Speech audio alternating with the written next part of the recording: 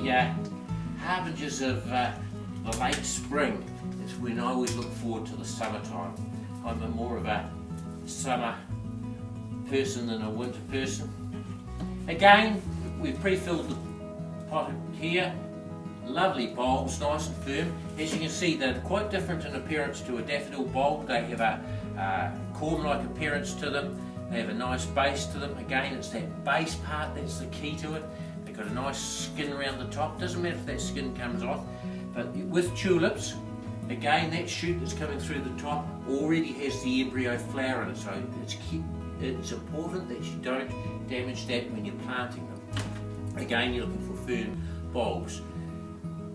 Freesias and tulips are different to daffodils in that they make a new bulb every year.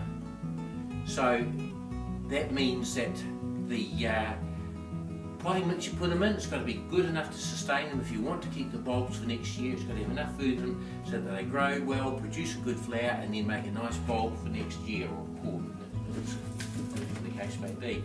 Again, if you're planting in pots, it's always a good idea to use odd numbers. If the pot's too small, you would put 3 in it.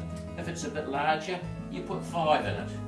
For some unknown reason, odd numbers always look more balanced in nature than even numbers. So there we are, we've got the 5 bulbs in there. And because tulips are later in the season, flowering later in the spring, you can, again, plant some of those nice winter flowering things. Forget-me-nots always go well with tulips, so if you get some forget-me-nots and plant these on top of that, it gives you the winter colour, and then the tulips will come through and give you a lovely display. There we are, that's all the potting done. Now once you've potted up all your bulbs, give them a good drink, pop them in a nice warm sunny spot, and away we go. We're all ready for our winter spring display of flaring bulbs.